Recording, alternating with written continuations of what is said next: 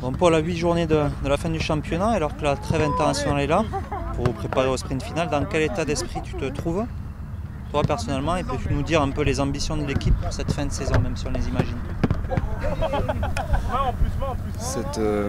Cette trêve fait du bien, je pense, à tout le monde, moi y compris. On a beaucoup enchaîné depuis le début de l'année 2018. On a eu un mois de janvier, on le sait, très chargé.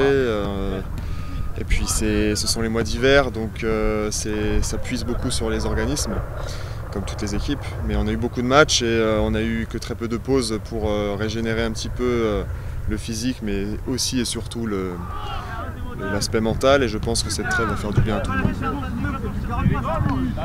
Bon, sur février-mars, vous aviez une série de matchs avec pas mal d'équipes à votre portée, entre guillemets. Le supporter du MHSC pouvait légitimement ambitionner de vous voir vous mettre bien autour de la 5e place. Alors même si vous n'avez pas perdu en 6 journées, il y a eu quand même 5 matchs nuls. Il doit y avoir un gros regret car hormis Rennes, les autres prétendants, eux, ont fait du surplace. Il y avait moyen de bien se caler sur cette 5e place. Rien n'est fait, rien n'est terminé. Dans une saison, il y a toujours des hauts et des bas pour toutes les équipes. Nous, on a passé un passage un peu plus délicat où même si on ne perd pas, on ne gagne pas non plus. Et forcément, les matchs nuls ne font pas beaucoup avancer dans cette quête de la 5e place. Mais si c'est ça, être moins bien dans une saison, c'est quand même positif puisqu'on ne perd pas non plus. Et on reste malgré tout accroché à ce wagon pour l'instant. C'est pour ça aussi que cette trêve peut nous faire du bien, dans le sens où ça permet à tout le monde de retrouver un peu de fraîcheur mentale et physique et aborder les 8 derniers matchs de la meilleure façon, puisque de toute façon on va jouer contre tous nos concurrents directs à cette place-là. Je pense à Saint-Étienne, à Bordeaux, à Rennes, à Nantes, à Nice. Donc ce seront à chaque fois des finales et il faudra bien les jouer et surtout les jouer et pas penser aux conséquences que ça peut avoir. On a le sentiment, pour dire la sensation, que vous vous mettez un peu des fois, souvent même au niveau de vos adversaires, passant de superbes prestations face à des gros ou d'autres plus ou moins insignifiantes. Tu l'attribues à quoi et dans ce cas-là, comment vous vous situez? Parce que c'est difficile, quoi. Le classement donnera son verdict à la fin pour répondre à cette question, ou comment tu le vois, toi? Moi, j'essaie de prendre un peu de recul. Depuis le premier match de championnat début août, on est quand même on a été très souvent dans le haut du classement. On est régulier malgré tout. On a perdu que 6 ou 7 matchs, 6 matchs depuis le début de saison en championnat. On a une des meilleures défenses. Alors oui, parfois on a des difficultés sur certains matchs, mais encore une fois, je l'ai dit et je le répète encore aujourd'hui, en Ligue 1, il n'y a aucun match facile, aucun. On voit encore le FC Metz que tout le monde voit condamner, qui fait des matchs et qui fait encore match nul contre Nantes ce week-end, qui ne lâche pas. Et voilà, et on pouvait dire aussi que Nantes a loupé le coche à Metz puisque Metz est dernier. Mais non, mais c'est difficile, les matchs sont difficiles. À Strasbourg, on a eu un terrain très compliqué, on nous refuse un but qui était valable. Voilà, ça fait 2 points de plus. Et avec 2 points de plus, ça a une signification, ça a une incidence au classement. On peut après aller voir dans les détails, mais effectivement, contre Dijon, c'est pareil, on doit tuer le match et on ne le fait pas, on prend un but dans les derniers instants du match. Ce sont des détails, mais il ne faut pas se focaliser sur à chaque fois la qualité des prestations, parce que aucun match ne se ressemble, le contexte est à chaque fois différent. Et les adversaires ont le droit aussi de poser des difficultés. Donc j'entends les critiques sur des matchs qui sont soi-disant à notre portée. Les équipes, chacune a fait des exploits. Strasbourg a battu le Paris Saint-Germain. Voilà. Donc il faut rester lucide sur la situation.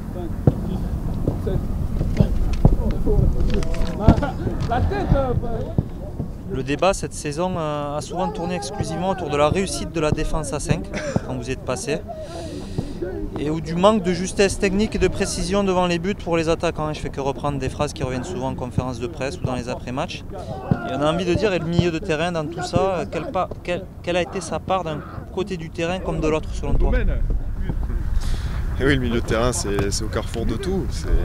On est à la fois impliqué défensivement, très impliqué défensivement, puisque nous sommes le rideau devant la défense, et Et on est aussi impliqué offensivement puisqu'on est censé faire la transition justement de la partie défensive à la partie offensive. Donc on a une part énorme de responsabilité, comme toute l'équipe. Il ne faut pas fustiger les attaquants parce qu'ils ratent des occasions et parce qu'ils ne sont pas très efficaces. Tout le monde a une part de responsabilité. On peut aussi se dire que les milieux de terrain pourraient donner de meilleurs ballons, trouver des meilleurs angles de passe. Alors effectivement, sur certains matchs, oui, on a manqué d'efficacité et on n'a pas tué le match alors qu'il le fallait. Sur des phases où clairement c'était des grosses occasions de but. Mais il faut aussi remarquer qu'on a gagné des matchs en étant à 4 défenseurs. Je crois que contre Angers, on passe à 4 et on gagne le match, alors qu'on était mené à 5, 1-0. Donc on est capable aussi de s'adapter à 4 défenseurs et à renverser des rencontres. Donc c'est un équilibre et après c'est ce qu'on met nous dans le match qui fait que la tactique marche. C'est pas parce qu'on va jouer à 5 que ça va marcher ou parce qu'on va à 4 que ça ne va pas marcher. C'est l'agressivité, l'intensité qu'on va mettre qui va faire que les matchs seront réussis. L'arbitrage, les pénaltys non sifflés, ce sont des excuses des faibles pour toi ou des équipes qui ne dominent pas assez leur sujet? On passe notamment au match de l'OM à domicile, l'OL en coupe et en championnat. Des points en plus qui auraient pu aussi finir dans votre besace face à Strasbourg, l'aller comme au retour, et des hors-jeux avec les hors-jeux inexistants de Sio. C'est quoi ce... Il y a eu beaucoup de débats, que ce soit pour votre équipe ou pour les autres aussi du championnat, sur l'arbitrage. Pour toi, est-ce que ça vaut la peine d'en parler? On sait que tu es notamment impliqué sur un penalty non sifflé qui aurait pu changer pas mal de choses contre Lyon. C'est quoi ton avis sur tout ça? Mon avis, c'est que cette saison, on est très pénalisé parce que je ne crois pas avoir volé d'adversaire sur un match et qu'on ait eu une décision d'arbitre en notre faveur, et alors qu'on aurait pu peut-être à Guingamp sur la frappe déviée de la main par Pedro, et encore, c'est très très limite. Mais on a été très pénalisé contre Strasbourg, vous le dites au match aller. On a un but refusé alors qu'il n'est pas sur hors-jeu, alors qu'il n'est pas hors-jeu, et au retour c'est la même chose, donc déjà 4 points de perdus. Contre Marseille, on va pas revenir sur tous les matchs parce que c'était il y a plusieurs mois, donc, mais bon, puisqu'on parle de ce sujet-là, le penalty est très très discutable aussi, voire inexistant. Le but de Hilton est à mon avis valable. Contre Lyon, le penalty non sifflé, on a vu que ça a fait scandale après. Donc ça fait des points, c'est sûr, de perdus. Mais ça fait partie de l'ensemble d'une saison. Et il ne faut pas se reposer là-dessus. De toute façon, les décisions d'arbitre, on ne peut pas revenir dessus. Donc il faut avancer avec ça. Et il faut aussi, nous, de notre côté, on a notre part évidemment de responsabilité. Si on n'a pas obtenu de penalty, il faut se remettre en question nous aussi. C'est qu'on n'a peut-être pas assez provoqué dans la surface de réparation, on n'est peut-être pas assez malin, on n'est peut-être pas assez vicieux et dans le bon sens du terme, je parle, et sans parler de triche, mais on n'est pas assez vicieux et malin pour obtenir des pénaltys aussi, peut-être. Quand on voit Nabil Fekir qui obtient le pénalty contre nous en coupe, il va chercher le pénalty, il n'y a pas vraiment faute, mais il va chercher le pénalty, il le provoque, et on doit avoir cette malice et cette provocation suffisante pour obtenir des fautes, que ce soit dans la surface ou en dehors, pour avoir des coups francs intéressants. Puis après, les faits de jeu, les arbitres, ils prennent des décisions, et malheureusement on est contraint de les accepter, mais sur cette saison en particulier, oui, on a été lésé, je pense, par des décisions d'arbitre.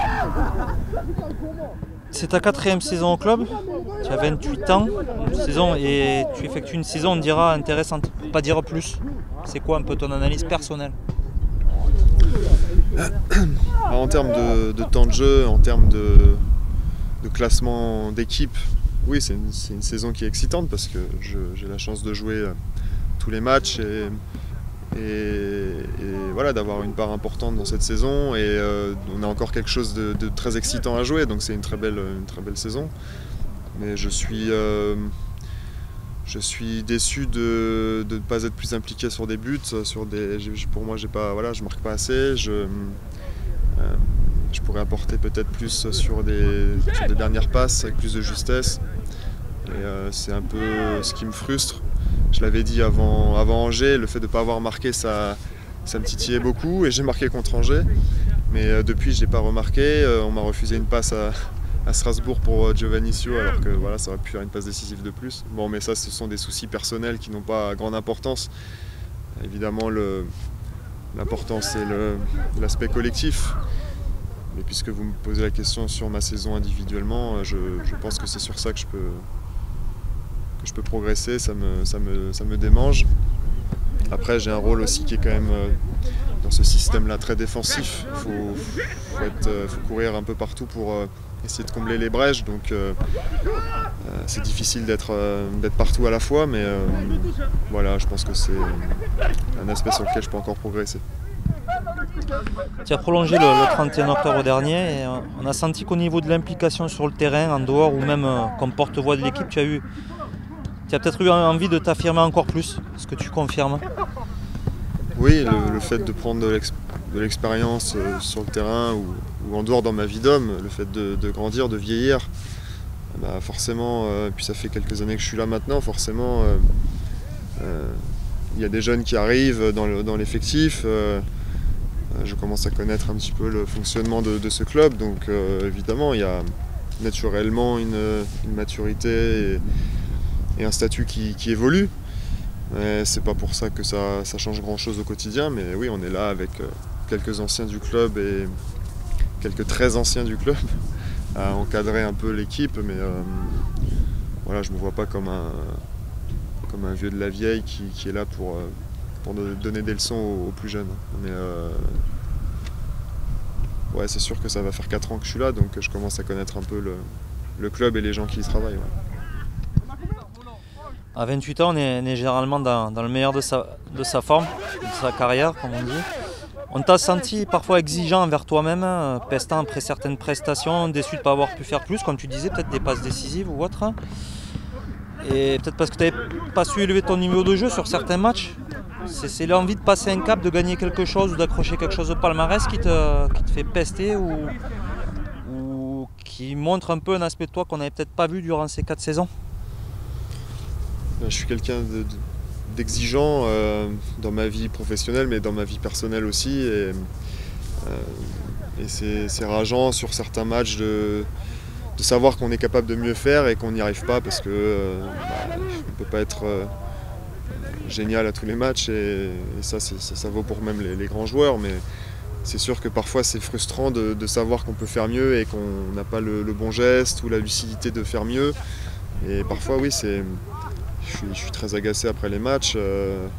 Puis après, c'est aussi dû au résultat parfois parce que je sens que l'équipe a largement le potentiel de gagner et on ne gagne pas et on connaît la valeur d'une victoire en Ligue 1. 3 points, c'est énorme pour avancer dans le classement. Donc parfois, contre Dijon par exemple, c'est sûr que c'est particulièrement énervant, sachant qu'il y a une grosse concurrence pour ces places européennes. Et en parlant de palmarès, puisque vous me parlez de palmarès, oui, c'est quelque chose qui me trotte aussi, puisque j'ai malheureusement rien gagné dans ma carrière. Et c'est quelque chose que j'aimerais connaître, le goût d'une victoire, d'un vrai succès. Donc voilà, ce sont des points sur lesquels je peux encore progresser. Mais bon, c'est un travail d'équipe, mais ce sont encore des petites lumières qui sont devant moi pour ne pas arrêter de travailler, ne pas arrêter de vouloir progresser, puisque même si vous avez dit 28, j'ai eu 29 ans, même si je commence à approcher de la trentaine, j'ai pas envie de m'arrêter là, j'ai pas envie de me reposer sur mes lauriers. Donc oui, il y a parfois de la frustration et de l'agacement, mais ça fait partie.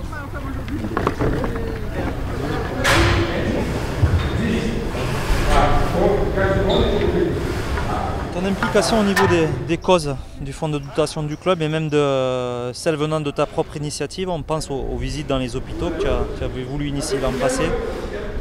C'est quelque chose qui vient en grandissant, comme tu disais en tant qu'homme, ou ça a toujours été quelque chose qui t'a tenu à cœur?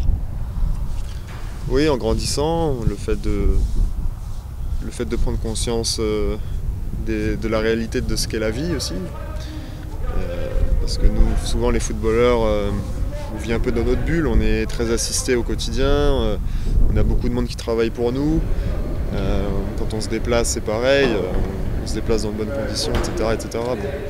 Et il ne faut pas oublier la vraie vie, et le fait de devenir papa aussi, ça m'a ouvert les yeux, je sais pas, mais enfin, ça me permet de constater la chance qu'on a d'avoir des enfants en bonne santé, d'avoir une vie agréable. Et le fait d'aller dans les hôpitaux, pour moi, c'était quelque chose pour voir les enfants, c'était quelque chose de naturel. Si grâce à notre métier, à ce qu'on fait, on peut permettre à des enfants de retrouver le sourire le temps d'une après-midi, de leur offrir des places pour venir au match, des maillots, des affaires du club, c'est pour moi vraiment un grand plaisir. Je le fais vraiment avec beaucoup de plaisir et avec beaucoup de sincérité. Et je le fais très volontiers. La dernière fois, c'était avec Benjamin Lecomte. Et on allait rendre visite à des jeunes et c'est vrai que quand on voit leur sourire, c'est gratifiant, c'est magnifique. Ça nous permet de voir aussi que ce qu'on fait, ça a un sens pour certaines personnes. Et moi, je trouve que c'est très bien, on devrait le faire plus. Mais bon, on a des obligations aussi, mais voilà, c'est quelque chose que je renouvellerai avec plaisir, ouais, toujours. Les enfants, c'est quelque chose qui t'a toujours touché, ou le fait d'être papa, comme tu viens de dire, une nouvelle fois d'ailleurs cette saison, puisque c'est ton deuxième enfant né sous les couleurs du MHSC, on dira. Est-ce que c'est quelque chose qui t'a toujours touché ou... C'est sûr, quand on a 20 ans, on ne se rend pas compte de tout ça. Quand on est jeune, on n'a pas le recul. Oui, ça vient avec l'âge, ça vient avec le fait d'avoir des enfants, c'est certain, je pense. Enfin, après, il y a des gens qui ont ça en eux et puis d'autres qui sont moins sensibles. Il y a des gens qui ont 4, 5 enfants et qui ne sont pas particulièrement concernés par ça, mais chacun a sa sensibilité, chacun trouve d'aller voir. Ça peut être des enfants dans les hôpitaux, ça peut être toute autre cause, les SDF, ça peut être des associations en tout genre, il y en a plein. Il y en a qui sont moins sensibles. Voilà. Après, je vous dis, c'est la sensibilité de chacun. Moi, ça a été les enfants parce que je trouve que c'est un peu injuste d'être aux prémices de sa vie et d'être cloué sur un lit d'hôpital avec des problèmes dont ils sont très naïfs et innocents. Et voilà, c'est ma sensibilité, ça n'engage que moi. Et voilà, chacun est libre de faire comme il veut. Comment on gère son emploi du temps de papa et son degré d'implication en tant que footballeur professionnel et ce qui en découle? J'entends le sommeil, la récupération, etc. C'est peut-être personnel comme tu dis, mais qu'est-ce que tu pourrais nous dire sur ça? C'est pas simple. Tous les parents peuvent en témoigner. Avoir des jeunes enfants, c'est une nouvelle vie qui commence. C'est pas le même rythme, mais il faut s'adapter à eux. C'est une grosse responsabilité. Et en étant sportif de haut niveau, évidemment, ça demande une organisation particulière. Parce qu'il ne faut pas oublier le sommeil qui est très important dans la récupération. Et évidemment, les jeunes enfants ne sont pas connus pour être de grands dormeurs au début. Mais heureusement, voilà, sans rentrer trop intimement dans ma vie personnelle, voilà, j'ai des gens qui me permettent de soulager, de me soulager un peu et de prendre du temps pour me reposer, de bien dormir. Et les enfants sont bien gardés et j'en profite d'autant plus quand je rentre après un peu d'entraînement ou quand on a un peu de temps dans l'après-midi pour avoir du bon temps avec eux et profiter pleinement et pas être fatigué, pas être fatigué de la nuit, pas être irritable. Mais évidemment, c'est un changement de vie et il faut s'organiser autour de ça. Mais ça se fait. Il y a je sais pas combien de footballeurs. Et tous les footballeurs ou presque ont des enfants, donc c'est quelque chose qui se fait. Il faut s'organiser. Puisqu'on parle récupération, sommeil, tout ça. Physiquement, il y a eu cette période de janvier, début février, avec énormément de matchs, avec les coupes. Vous avez eu un peu de mal sur la fin, on pensait que peut-être vous allez le payer en championnat par la suite et actuellement, mais on ne vous a jamais senti plonger à ce niveau-là, malgré la débauche d'énergie que demande le coach et votre jeu. C'est une surprise pour vous ou c'est quelque chose de bien rodé maintenant avec Stéphane Paganelli, le reste du staff, cette gestion physique du groupe personnel? Qu'est-ce que tu peux nous dire sur ça et cette gestion de cette période quand même très particulière de janvier, début février et l'après, quoi? Ouais, on n'était pas habitué à jouer autant de matchs en aussi peu de temps et ça a été bien géré par le staff, par Steph Paga qui a été intelligent. Ils ont été intelligents dans la gestion mais c'est aussi tout le travail de pré-saison qui a été important dans tout ça. On a très bien travaillé au début de saison pour être prêt pour la saison complète. Et on dit souvent que le mois de juillet est fait pour pouvoir durer et tenir sur toute la saison. Et il y a eu ce travail en amont qui a été fait, qui a été bien fait. Et ensuite, quand on enchaîne les matchs, il y a tout le travail après du staff médical autour pour bien récupérer. Et au-delà de l'aspect physique, moi je trouve que ce qui m'a surpris, c'est que moi personnellement, mais je pense aussi tout le monde, c'est plus l'aspect mental qui était difficile à gérer parce que la tension nerveuse était bien présente, surtout à la fin. Et c'est le fait d'être à chaque fois de renouer avec la concentration d'un match, la tension d'un match. Ça puise nerveusement plus que physiquement finalement. Et il faut savoir s'octroyer des moments, des plages de décompression pour se vider la tête un petit peu. Parce que c'est finalement nerveux plus que physique. Quand on est habitué à jouer tous les 3 jours, c'est un rythme, c'est un nouveau rythme, mais ça se fait. C'est après la capacité à se reconcentrer qui est plus difficile à mon goût. Et c'est pour ça qu'à la fin de cette période-là, ça a été un peu plus difficile. On a joué aussi des grandes équipes. On a joué Paris sur la fin janvier, Monaco, ça a été Lyon, donc ça a été difficile. Mais effectivement, on n'a pas plongé physiquement parce que ça a été bien géré. Et après, on a pu tranquillement se libérer un peu, se vider la tête et repartir pour un rythme plus tranquille, entre guillemets, en tout cas plus habituel pour nous. On parle du physique, mais mentalement et affectivement, vous avez vécu le décès de Louis-Nicolas en début de préparation. Avec le recul, cet événement vous a-t-il donné de la force ou a-t-il donné le supplément d'âme au groupe, celui avec lequel tout le monde voulait presque vous étiqueter pour cet exercice 2017-2018? C'est quoi ton regard avec le recul sur cet événement qui finalement paraît proche mais lointain déjà? C'est difficile à dire, mais bon, je pense que la saison parle d'elle-même. Je pense que si on avait mal réagi à cet événement, l'équipe aurait plongé et on ne serait pas là où on est. Donc je pense que l'équipe a bien réagi à l'événement tragique du club.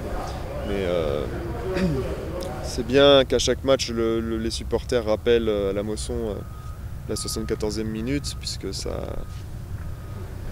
nous permet à chaque match de s'en souvenir et de nous booster encore un peu plus. Mais après, au quotidien, il y a les entraînements, il y a les matchs qui s'enchaînent, donc c'est bien que le public nous fasse cette petite piqûre de rappel à chaque match pour nous booster. Mais on a notre saison à faire, on l'a fait bien, et je pense que du coup l'événement qu'on a connu fin juin a été bénéfique. Il nous a pas plongé en tout cas, il nous a pas dans une saison difficile. On a su bien réagir et bien faire honneur à Loulou. Je pense qu'il serait fier de nous, même s'il aurait poussé des gueulantes après Dijon ou après certains matchs, mais je pense qu'il serait quand même fier de nous. Et, en tout cas, on fait tout pour honorer sa mémoire. Je pense qu'on fait une bonne saison et j'espère qu'on la finira en beauté. Ouais. C'est quoi la finir en beauté pour conclure? La finir en beauté, c'est de qualifier pour une place européenne.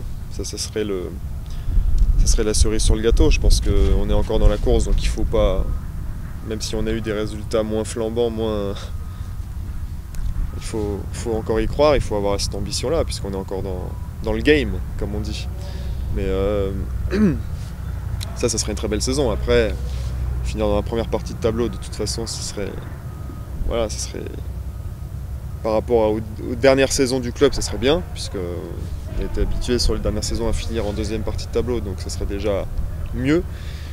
Mais oui, il faut avoir l'ambition de finir 5 ou 6e pour espérer une Europa League. Ça serait très bien pour nous en tant qu'expérience, puisque moi ça serait ma première Coupe d'Europe, et puis pour beaucoup aussi dans l'équipe.